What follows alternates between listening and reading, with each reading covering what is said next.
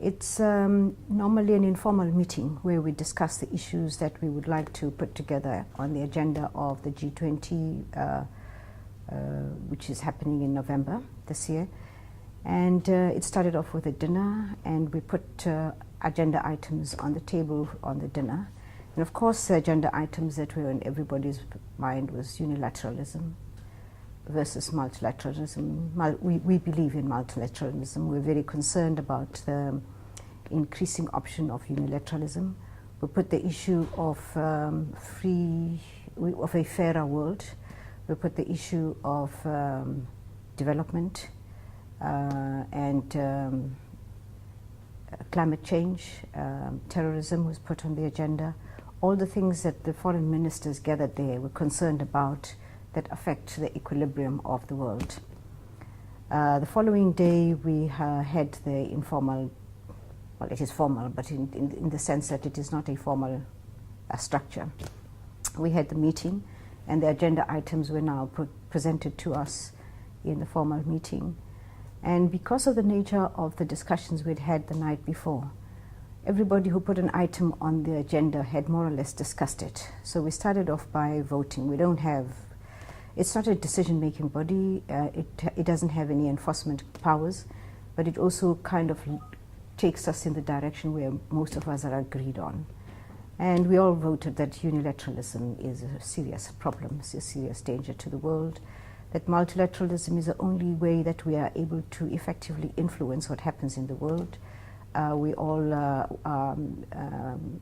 committed to making sure that the UN system works effectively and functions optimally, and are interested in making sure that we can give it the necessary support.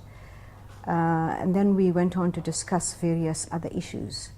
Various countries who were affected by terrorism put it very firmly on the agenda, very concerned that this is a matter that is that keeps bubbling up, and nothing is done to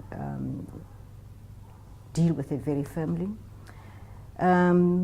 We went on to discuss issues of climate change and how it is affecting the world. From our part, we were very happy to have been part of this particular meeting. And the difference between this meeting and previous meetings is that the chair had taken time to make sure that he invited other regions, because it's just G20, and unless it was felt that unless we have other regions represented in the G20, we will always be seen as an exclusive club. So from our region, the AU was invited, and it was represented by the Foreign Minister of Rwanda. Currently they are the chair of the AU. Also represented was NEPAD, and it was represented by the Foreign Minister of Senegal. It was very good for us to have 3 representatives of the continent. The chair of the AU gave a briefing on how far we are in the AU in dealing with how we work together. And of course, the issue of free trade was discussed or put on the agenda, which is one of our biggest achievements in the Kigali Declaration. So we congratulated the minister for the effort that he had taken. He had actually gone further than just inviting them. He had gone to Addis Ababa and has first-hand information of what is happening in the AU. It's a very commendable way to drive an organization such as this.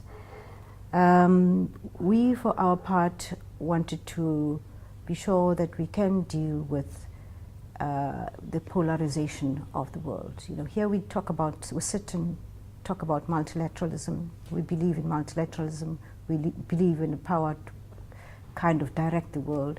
However, we find that increasingly there is, one errant state and, going in a unilateral way. Nobody does anything about it.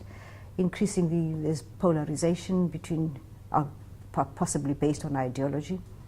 And we're concerned that we must find a way in which there is some kind of consensus for us to take the world forward. We're concerned about the way that the world still, runs as though there isn't an undeveloped part of the world. We wanted to find a way in which the issue of sustainable development was put on the agenda and discussed. We also, South Africa, wanted to make sure that the issue of those states that still suffer from the effects of unilateralism are discussed. But we didn't go into details about that because it was not the forum for that.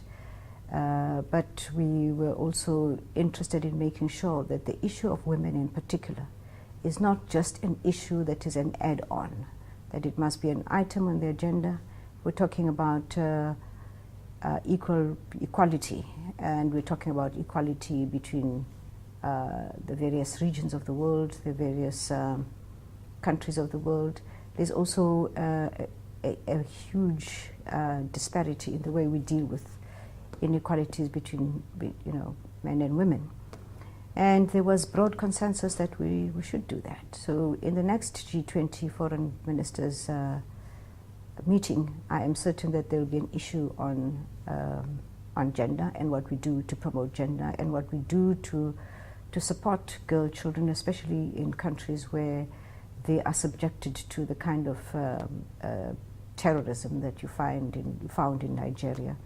There must be a way in which we protect young girls. There must be a way in which women are protected.